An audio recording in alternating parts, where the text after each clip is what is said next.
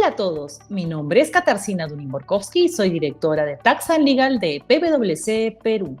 Bienvenidos a un episodio más de Infocus, el podcast donde semanalmente desarrollamos las normas y jurisprudencias más importantes en materia tributaria y aduanera y también analizamos las normas legales y noticias más importantes y su impacto en las empresas.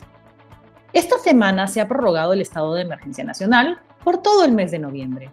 Asimismo, se ha dispuesto que los peruanos, extranjeros residentes y extranjeros no residentes de 12 años a más, cuyo destino final sea el territorio nacional, en calidad de pasajeros e independientemente del país de procedencia, deben acreditar el haber completado la dosis de vacuna contra la COVID-19 14 días antes de abordar en su punto de origen, o en su defecto pueden presentar una prueba molecular negativa con fecha de resultado no mayor a 72 horas antes de abordar en su punto de origen. Asimismo, se ha establecido que los menores de 12 años solo requieren estar asintomáticos para abordar. Aquellas personas que muestren síntomas al llegar al territorio nacional ingresarán a aislamiento obligatorio según regulaciones sobre la materia.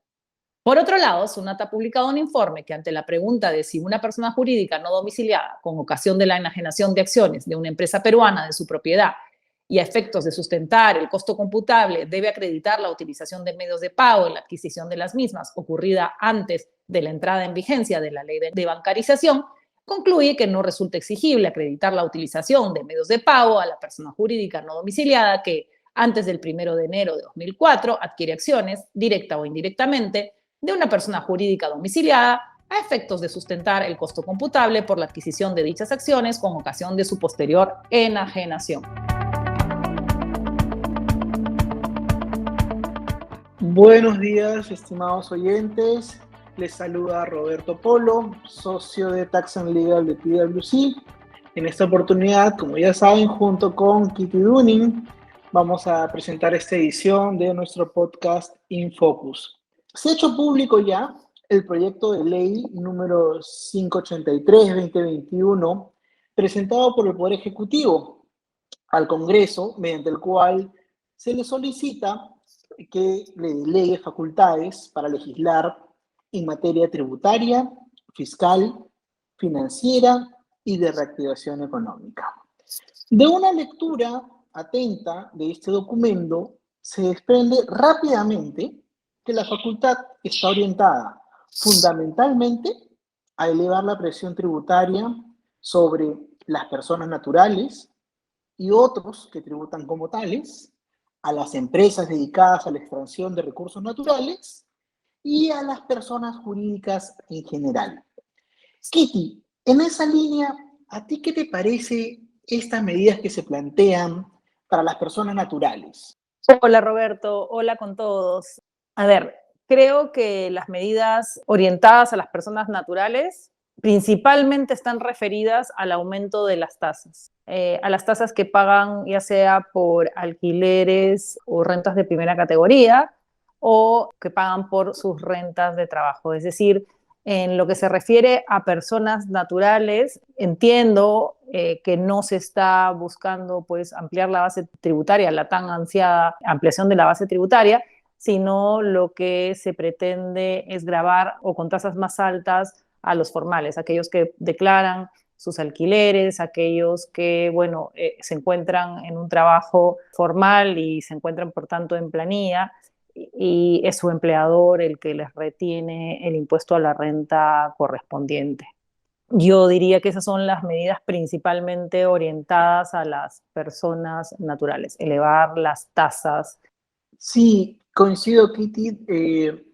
Y desde el punto de vista ya, digamos, económico, estando en una situación como la que vivimos actualmente, no sé, al menos en mi opinión, no resulta del todo acertado plantear medidas como el incremento de tasas y menos aún sin límites claros como está planteado en el proyecto. ¿Coincides conmigo o de repente tienes una lectura adicional sobre esto? Sí, coincido plenamente contigo. Por lo general, los economistas se encuentran de acuerdo en que en épocas de recesión no deberían elevarse tasas de los impuestos o crearse nuevos impuestos porque genera mayor recesión. Si bien es cierto que el Perú se está reactivando, que la orientación de nuestra economía es hacia arriba. También es cierto que ello es fácil, teniendo en consideración que la caída como producto de la pandemia del COVID-19 nos dejó en una situación triste o lamentable, ¿no? Y en esa medida nos estamos recomponiendo, ¿no? Y en este proceso de elevación de la economía, pues poner impuestos en este momento más altos y sobre todo a los formales, ¿no? Que es justamente lo que quisiéramos que todos seamos formales, pero si a los pocos formales, ¿no? Se estima pues que la informalidad en el Perú llega a ser hasta del 70%.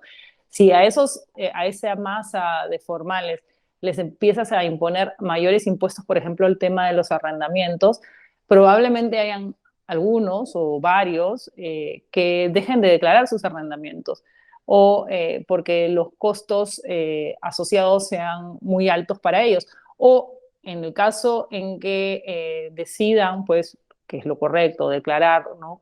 Actuar conforme a ley, probablemente pues les trasladen ese costo a los arrendatarios, ¿no? Sabemos que en el Perú la mayoría de personas no tienen inmueble propio y al no tenerlo deben alquilar un lugar en donde pueden vivir. Probablemente esto no solamente incide en aquellos que arriendan, que son los obligados al pago del impuesto de la renta, sino que normalmente los arrendadores trasladarán este costo a los arrendatarios, lo que va a implicar un aumento en el costo de vida de los ciudadanos, que eso se traduce pues finalmente en una inflación y por ende en recesión. Claro que sí, Kitty. No sé, a título personal, yo creo que la real fuente de riqueza de un país proviene de la productividad y la competitividad de nuestras empresas, porque estas son la principal fuente de trabajo para la población y por ende también la fuente generadora o motor del consumo local. Entonces, desde mi punto de vista, creo que los esfuerzos, tanto del sector público como del sector privado, deberían estar orientados a fortalecer la seguridad jurídica y más bien evaluar otras medidas de estímulo fiscal y de esa manera incentivar la inversión. Pero estas medidas, digamos que se han planteado de forma general, difícilmente van a ayudar a conseguir ese objetivo. Kitty, y un punto adicional que creo que dentro de todo sí se podría rescatar es un tema que nosotros hemos conversado mucho antes y tiene que ver con las facultades para el gravamen sobre la economía digital y perfeccionarlo. También has revisado ese punto, seguramente, Kitty. Sí, efectivamente, entre las facultades que el Poder Ejecutivo le ha solicitado al Congreso y que como bien lo conversábamos hace un rato, ¿no? Todavía hay que ver qué facultades el Congreso le va a dar al Poder Ejecutivo y el Poder Ejecutivo solamente va a poder legislar específicamente en relación a las facultades concedidas, pero bueno, una de ellas ha sido en relación al impuesto general a las ventas, grabar la economía digital. En la exposición de motivos no dice exactamente cómo lo van a hacer y tampoco en la conferencia de prensa se le preguntó específicamente al ministro Franke cómo lo iban a hacer y él respondió que todavía estaba en discusión, pero bueno, la mayoría de países están grabando con IVA a todo lo que es economía digital, más aún porque estas plataformas pues me refiero a plataformas de streaming principalmente, también compiten con plataformas que pudieran estar ubicadas en el país, prestadas por empresas domiciliadas y donde sí hay una afectación al IVA o al IGB y no en estas prestadas por no domiciliados. Entonces eso también puede generar una competencia desleal. En ese punto en particular yo estoy de acuerdo, ¿no? Que exista así una afectación al IGB.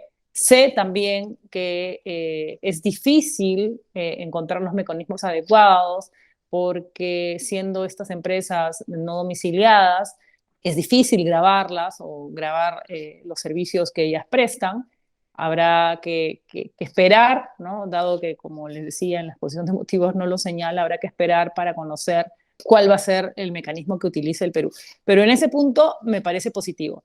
No obstante, he escuchado en algunas conferencias o algunos economistas, porque finalmente los impuestos inciden en la economía del país y teniendo en consideración lo que habíamos conversado hace un rato, que hay quienes consideran que esto va a también generar algún tipo, va a generar un supuesto de inflación o de proliferación de la piratería, ¿no? Habrá que analizar los costos, el costo-beneficio, pero yo creería que esa medida, entre algunas otras que también existen en el proyecto de ley, son positivas, ¿no? Todas aquellas medidas con la finalidad de buscar que no exista ilusión en el país me parecen correctas, ¿no? No sé cuál sea tu opinión, Roberto, en ese punto, pero es algo que yo rescato del proyecto de ley.